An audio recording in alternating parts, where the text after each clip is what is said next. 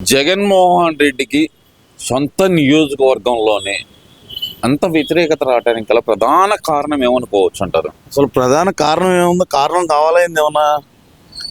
వాళ్ళ నియోజకవర్గంలో వాళ్ళ కార్యకర్తలే తన్నుకున్నారు, కొట్టుకున్నారు, అద్దాలు బాగలు కొట్టారు ఆయన కార్యాలయాన్ని అంటే దాని అర్థం ఏంది?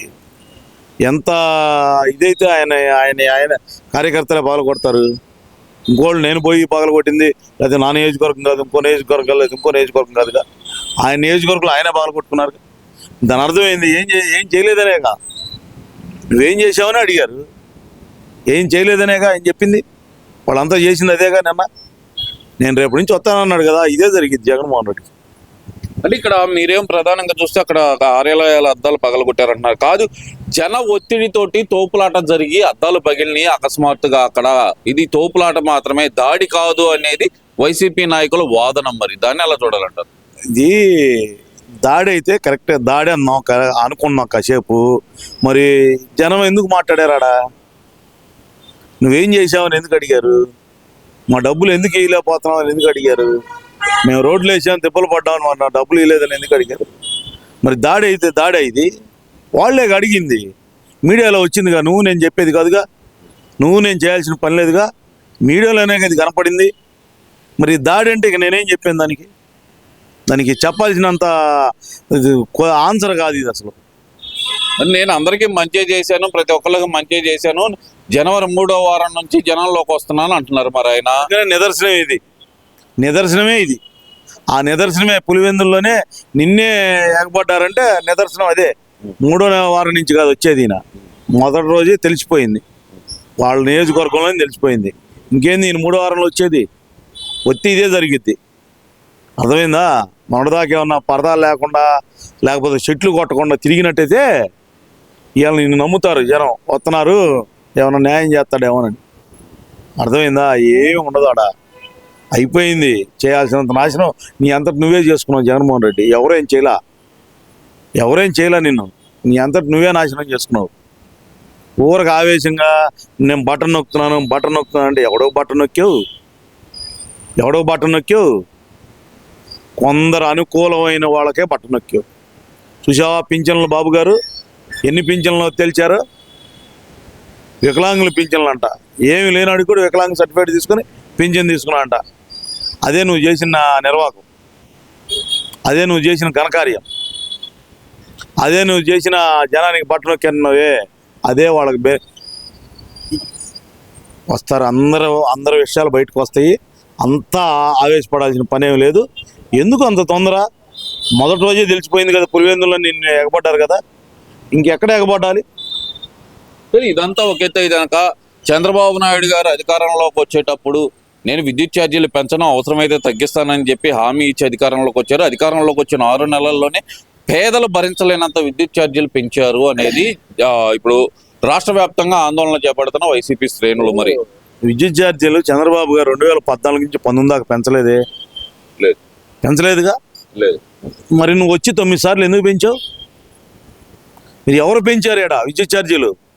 చంద్రబాబు పెంచాడా? నువ్వు పెంచావా? 2014 నుంచి 19 దాకా పెంచలేదు చంద్రబాబు. 19 నుంచి మరి 2024 దాకా నువ్వు ఎన్నిసార్లు పెంచావు? 9 సార్లు పెంచావు. దాని అర్థం ఏంటి? ఎవడు పెంచాడు ఏడా? నువ్వు పెంచింది. నువ్వు చేసిన నిర్వాహకం వల్ల ఇవాళ చంద్రబాబు గారు విద్యుత్ దీని మీద చేయాల్సి వస్తుంది. అంతేగాని చంద్రబాబు గారు వ్యక్తిగతంగా 2014 నుంచి 19 దాకా పెంచలేదుగా.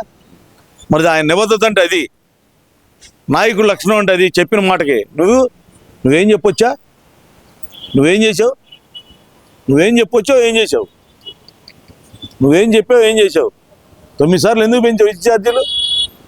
ఈరోజు కూడా ఆ పీపీ ఏదో వేస్తున్నారు, ఏది 2023-24 పీపీలు కూడా ఇప్పుడు వస్తున్నాయి మాకు. నువ్వు చేసిన జీవోలు, నువ్వు చేసిన నిర్వాహకం వల్లే ఇప్పుడు కూడా మారాలి సంస్కరణలో. బాబు గారు మారుస్తున్నారు. ఏం అర్థం కావట్లేదు. ఏ శాఖలో ఎంతగా చేసావు అనేది కూడా అర్థం కావట్లేదు. అంటే తొవ్వే కొద్ది 6 నెలలు అయిపోతున్నా సరే ఇంకా వస్తున్నాయి అని చెప్తుంటే కనుక ఈ ప్రభుత్వానికి ఒక పక్కన రాష్ట్ర ప్రజలకి ఏదైతే సంక్షేమ కార్యక్రమాలు అమలు చేస్తామన్నారో అవి అమలు చేస్తారా, లేదంటే వీళ్ళు గత ప్రభుత్వంలో జరిగిన అక్రమాలు వెలికి తీస్తారా, లేదంటే కనుక జరిగిన స్కాములు ఈ 5 సంవత్సరాలు వెలికి తీస్తానే ఉంటారా, వాళ్ళ మీద చర్యలు ఉండవా అంటారా? చర్యలు లేవని ఎవరు చెప్పారు? చర్యలు జరుగుతూనే ఉంటాయి. కాకపోతే ఏంటంటే ఇవన్నీ పెద్ద పెద్ద కార్కులు, తిమింగలాలు అంటారు చూసావా, చిన్న చిన్న చేపలు కాదు ఇవన్నీ. ఇవన్నీ పెద్ద పెద్ద వ్యవహారాలు. పెద్ద పెద్ద వ్యవహారాలు అంటే ఇప్పుడు నీ దాని నుంచి నాకు వచ్చింది, నా నుంచి నీకు వచ్చింది, నీ నుంచి మళ్ళీ డబ్బులు వాళ్ళకి. నలుగురిలో తీయాలంటే ఎమట అయిద్దా? 6 నెలల్లోనే అవ్వదు కదా. తొందరపడబాకండి. అన్ని స్కాములు బయట పెడతారు, అందరికీ శిక్ష పడిద్ది. ఎవరు ఏమి వదిలిపెట్టరు, గుర్తుపెట్టుకోండి. ఎవడికి ఎంత పెట్టాలో అంతే పెడతాడు బాబు గారు. అర్థమైందా? ఎవడమ్మ సొమ్ము కాదు కదా, ఇది జనం అందరి సొమ్ము. నా సొమ్ము, నీ సొమ్ము, బాబు గారి సొమ్ము, జగన్మోహన్ రెడ్డి సొమ్ము, అందరూ కాజేసి ఒక వ్యక్తి దగ్గర దాచిపెట్టుకున్నప్పుడు ఎందుకు వదిలిపెడతారు? అసలు మేము దొంగతనం చేశామని ఒప్పుకొని 1,72,00,000 కట్టిన పేరుని నాని కుటుంబాన్ని ఇంతవరకు అరెస్ట్ చేయకపోవడానికి గల ప్రధాన కారణం ఏమనుకోవచ్చు అంటారు? చేయకపోవటానికంటే ఇది పెద్ద పెద్ద స్కాము. ఒక్క దీంట్లోనే అరెస్ట్ చేస్తే ఇంకా చాలా ఉన్నాయి. దాంట్లో అన్నీ కలిపి తీసి ఒకసారే చేస్తారు. తొందర ఏం పడద్దు, చేస్తారు. మీరు ఒకదాని గురించి ఆవేశపడితే ఎట్లా?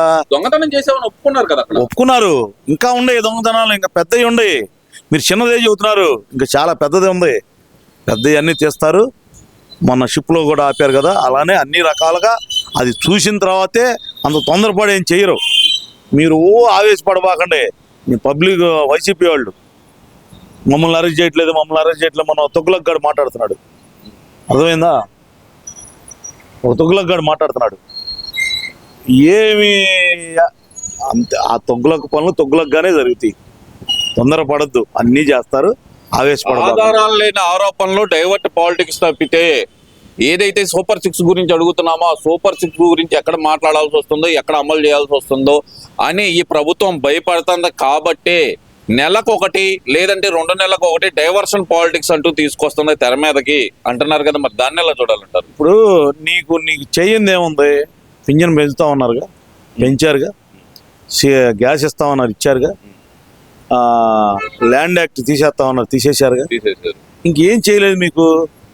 ఆడవాళ్ళకు 1,500, పిల్లలకు 15,000, మహిళలకు ఫ్రీ బస్సు, నిరుద్యోగ భృతి, ఇవన్నీ ఉన్నాయి. ఏం చేస్తున్నారు అంటున్నారు. అన్ని వస్తాయన్నా, ఒక్కసారి ఎట్ట వస్తాయన్నా? 6 నెలల్లోనే అన్ని చేయాలంటే ఎట్ట చేస్తారు? చేసేసాను 99% అంటున్నాడుగా. మరి 99% ఎప్పుడు చేశావు?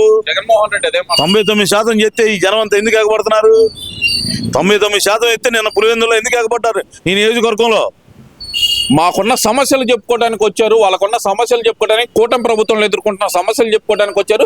వచ్చిన జన సందోహం ఎక్కువ అవటంలో తొక్కిసలాట జరిగింది అక్కడ అనేది చెప్తున్నారు కదా. మరి 5 సంవత్సరాల గవర్నమెంట్లో ఎప్పుడు తొక్కిసలాట జరగలేదు? 5 సంవత్సరాల్లో ఎప్పుడు 2019 నుంచి 24 దాకా ఎప్పుడు తొక్కిసలాట జరగలేదుగా? అప్పుడంటే ప్రజా దర్బారు పెట్టలేదు. ఎందుకు పెట్టలేదు? అంటే మనం చేసేది న్యాయమా, నిజాయితీనా? ఏమి ఎటుపోతున్నాం మనం? ఆ రోజు ఎందుకు పెట్టలేదు మీరు అందరూ? అప్పుడు ప్రజలందరూ సంతోషంగా ఉన్నారు కాబట్టి అవసరం లేదండి. కానీ ఆ సంతోషమే ఇప్పుడు ఎగబడుతున్నారు. కనపడిందిగా నేను పులివెందుల్లో. ఆ సంతోషమే ఇప్పుడు ఎగబడ్డారు. గుర్తుపెట్టుకోండి, ఏమి ఇదవ్వాల్సిన పని లేదండి. ఎందుకు ఆవేశం? ఎవరు ఏం చేయాలో అది చేస్తున్నారు. ఎవరు ఎంత దరిద్రం అనిపించారో ఆంధ్రప్రదేశ్ ప్రజలందరూ తెలుసు. ఏమండి, నా ఊళ్ళో నాకు వ్యక్తిగతంగా 30 లక్షల నుంచి 50 లక్షల లాస్.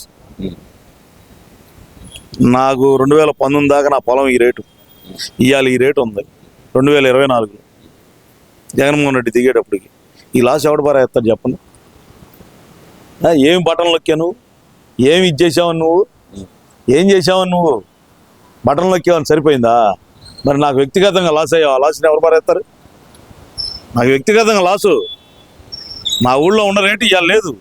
సరే, ఇవన్నీ కాదు. జగన్మోహన్ కాదంటావు ఏంది? జగన్మోహన్ రెడ్డి జనంలోకి వస్తే పరిస్థితి ఎలా ఉండబోతుంది అంటారు? నిన్న చూశారుగా 14 మీరు అడిగే క్వశ్చన్ అదే. బ్రహ్మరథం పట్టారో, అద్దాలు బాగులు కొట్టారో, అందరూ కనపడ్డారు. అద్దాలు చెప్పాల్సిన అవసరం లేదు. నిన్న నిదర్శనమే నీ పాలనకు నిన్న నిదర్శనం అది.